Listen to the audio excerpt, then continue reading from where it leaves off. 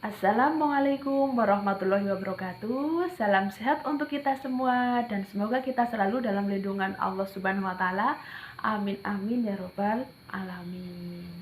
Eh, Ketemu lagi di channel saya Santi Utomo yang masih mau berbagi pengalaman pengobatan gangguan kelenjar tiroid atau gondok.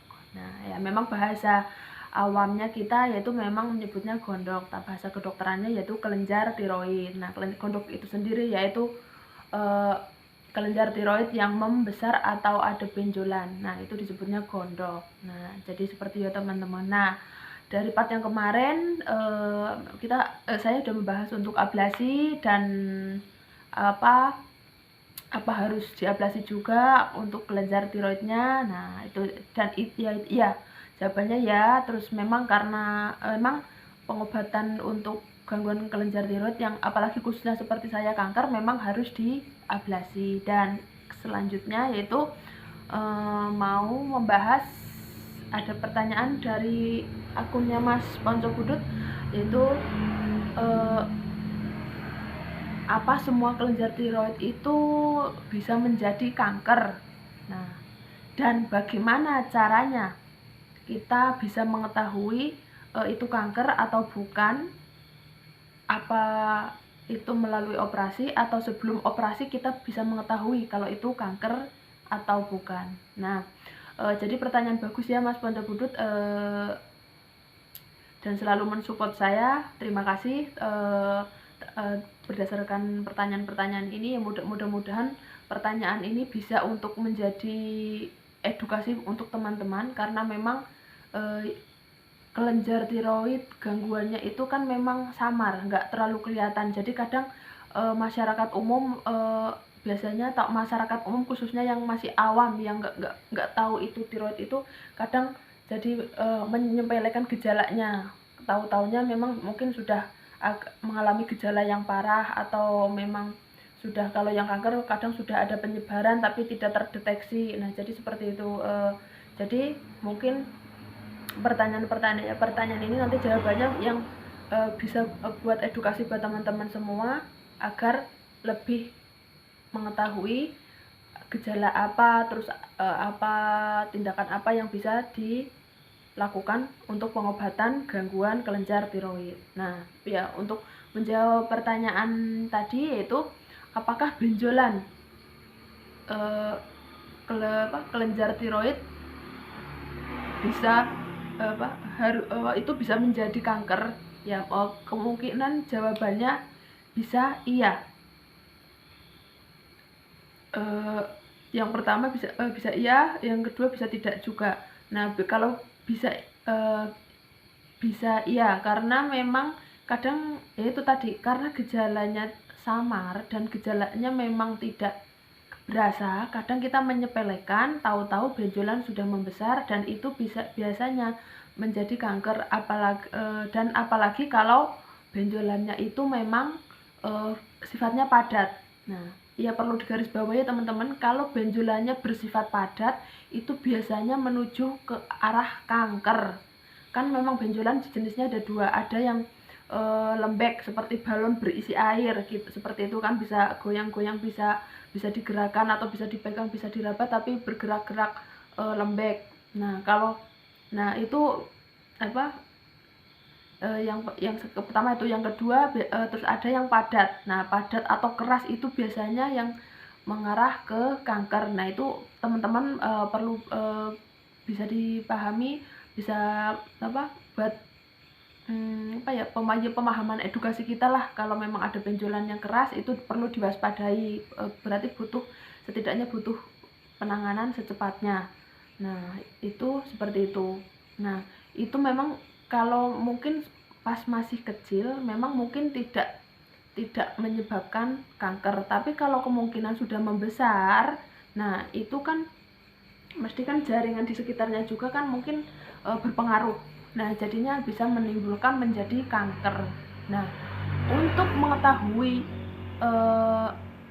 kanker atau bukan, itu bisa kita lakukan dengan apa namanya, biopsi, yaitu menggunakan jarum halus, diambil sampelnya, terus nanti dicek di lab, terus hasil patologi anatomi dari si sampel tadi dicek, hasilnya bisa kanker atau bukan. Nah, berdasarkan pengalaman teman-teman yang sudah melakukan biopsi atau pengambilan sampel sebelum operasi, itu biasanya kebanyakan tidak kanker. Nah, terus tapi karena memang selanjutnya itu karena memang benjolannya membesar, tetap akhirnya kan dioperasi. Lah, setelah operasi ternyata hasilnya kanker. Kebanyakan seperti itu. Kejadian teman-teman seperti itu. Waktu diambil sampelnya itu hasilnya tidak ada kanker. Tapi pas setelah dioperasi itu hasilnya menjadi kanker. Ya nggak tahu mungkin karena kalau biopsi itu kan misalkan seperti ini, yang diambil sampelnya kan mungkin sebelah sini, yang ditusuk jarum halus yang diambil itu kan mungkin sebelah sini, seperti ini. Nah kan mungkin kankernya mungkin tumbuhnya kan yang di sebelah sini, kemungkinan seperti itu. Nah, jadinya kan yang diambil sini karena sini belum termasuk kanker. Nah, akhirnya yang di sini ada hasilnya jadinya tidak kanker. Nah, setelah diangkat semua, nah bisa dipastikan ini hasilnya itu kanker. Jadi seperti teman-teman ya, kalau dulu pengalaman saya awal-awal memang saya sudah pemeriksaan, kan saya memang melalui pemeriksaan itu dari awal ada lab dari darah, ternyata saya hormonnya itu hormon tiroidnya, kadar hormon tiroid dalam tubuh saya normal, itu udah alhamdulillah. Terus yang kedua USG itu sudah ada ketahuan, sudah ukuran 2 cm. Nah itu tapi sudah belum besar, belum, dan nggak keras juga sebenarnya, cuman agak lembek. Nah yang ketiga sidik tiroid. Nah itu untuk mengetahui benar atau enggaknya ada pembesaran di kelenjar tiroid atau tidak. Nah ternyata kalau saya memang setelah sidik tiroid itu ada pembesaran yang di sebelah kiri. Nah jadi seperti itu. Nah selanjutnya setelah itu memang saya disuruh untuk jarum halus.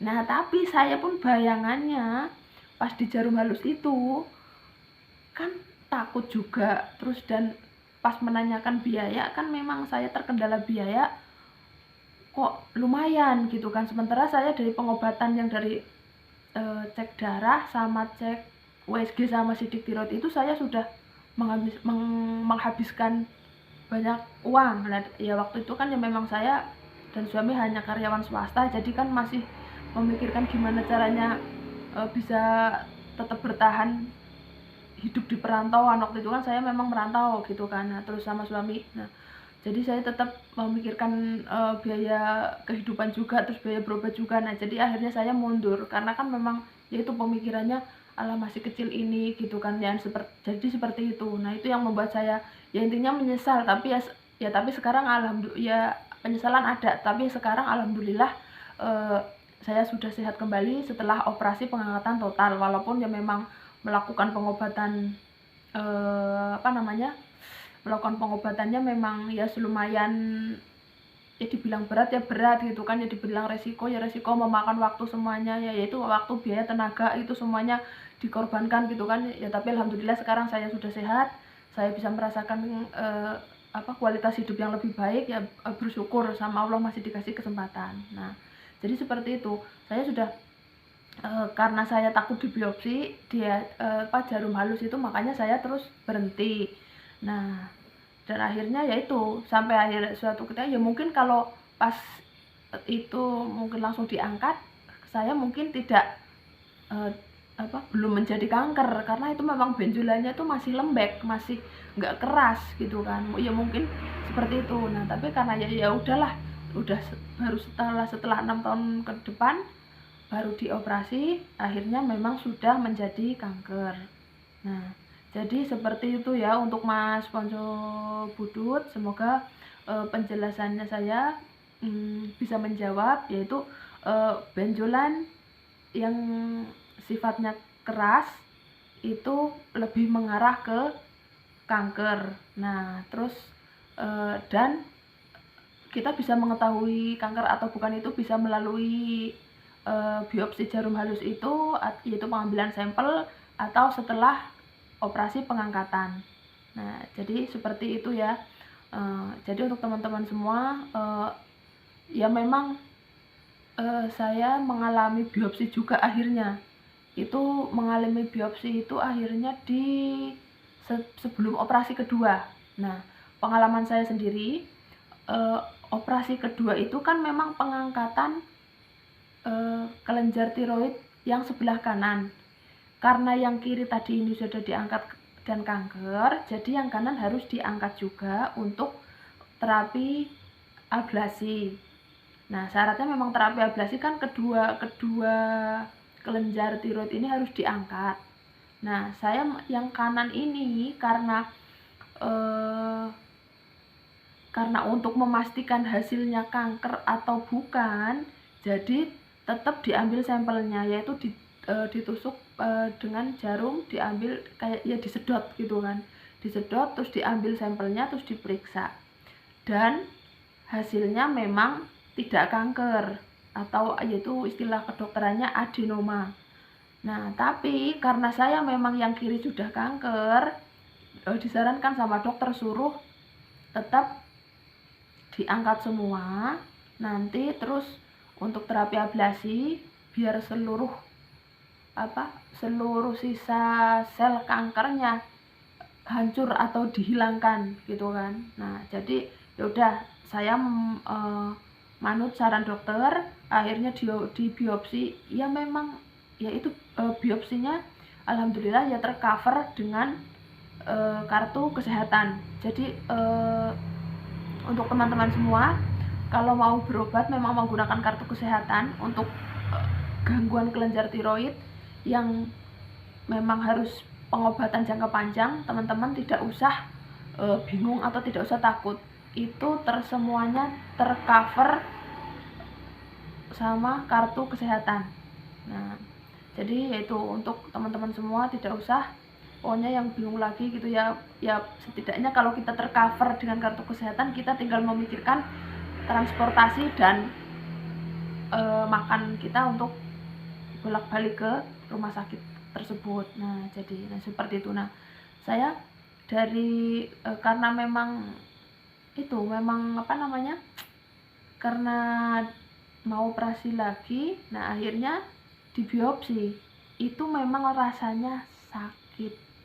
Dan saya itu waktu biopsi itu nggak tahu ya, itu ada saya tidur di di bed gitu kan, terus jadi masuk ke ruang radiologi itu sambil di USG. Jadi dokternya itu pas kalau nggak salah itu 5 apa berapa, terus asdoknya terus ngelilingi semua satu bed itu penuh. Nah, terus waktu itu saya udah bayangin kok begini amat gitu kan, jadi pasien kok gini amat gitu kan, itu dikelilingi satu putaran bed itu penuh dokter dan asdoknya. Terus pas itu diambil sampelnya, saya udah panas dingin, soalnya kan itu posisinya memang harus menelan tidak boleh menelan ludah, pokoknya harus tahan stabil gitu kan. Nah, itu sampai dipegangin sama asdoknya, "Ibu kenapa kok dingin?" gitu kan, "Takut ya?" gitu kan. Ya memang rasanya nyeri, gimana sih sini di USG terus mengambil diambil sampelnya pakai jarum, terus terus diambil, itu rasanya ya ya bener seperti kayak disuntik, cuman si aba-aba dokter yang USG itu menakutkan, maksudnya kan dia denger kan, itu nggak posisinya nggak dibius, sadar.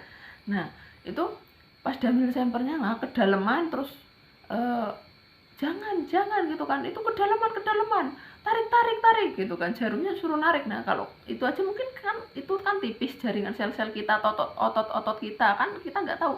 Nah itu pas bilang kedalaman gitu kan, lah takutnya kan menciderai saya jaringan-jaringan yang tiroid yang lainnya gitu kan.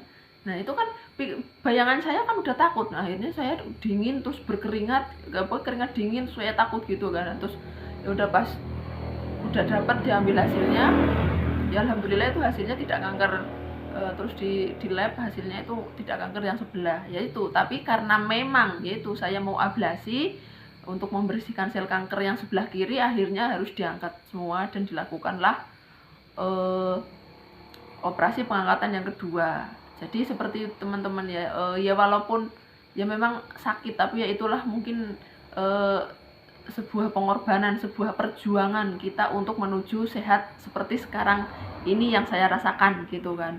Ya jadi ya seperti itu teman-teman, tidak usah ini, tidak usah takut, tidak usah apa ya, intinya kalau mau berobat ya lakukan pengobatan sesuai saran medis, tidak usah yang memikirkan apalagi memikir untuk alternatif atau apa. Soalnya saya sendiri, pengalaman saya sendiri kan memang akhirnya menunda untuk pengobatan ke medis. Nah akhirnya menjadi kanker. Jadi ini pengalaman buat teman-teman semua, kalau ada benjolan ya sudah langsung ke pengobatan ke medis, karena kan disitu lengkap alatnya kan, ada untuk USG, untuk cek darah udah otomatis, jadi kita mengetahui dalam tubuh kita sebenarnya ada sakit apa, itu segera lakukan seperti itu. Dan untuk untuk pengobatan gangguan kelenjar tiroid memang alhamdulillah tercover semua dengan kartu kesehatan. Nah jadi teman-teman manfaatkan kartu kesehatan itu untuk pengobatan ya. Ya udah, untuk hari ini saya cukupkan sampai di sini. Semoga pembahasan tadi bisa untuk pengalaman atau motivasi untuk teman-teman untuk pengobatan gangguan kelenjar tiroid. Memang gangguan kelenjar tiroid itu memang harus pengobatan jangka panjang. Jadi semoga teman-teman selalu sabar, selalu dan yaitu sabar dan kuat, dan selalu siap untuk dengan hasil-hasil dari kontrol rutin atau hasil dari nanti kalau memang itu pengangkatan ya tidak apa-apa, pasti yakin saja kalau sakit kita ada obatnya. Jadi untuk hari ini cukup sekian. Semoga teman-teman semua selalu diberikan kesehatan, karena sehat itu mahal dan sakit jauh lebih mahal. Nah, akhirnya wassalamualaikum warahmatullahi wabarakatuh.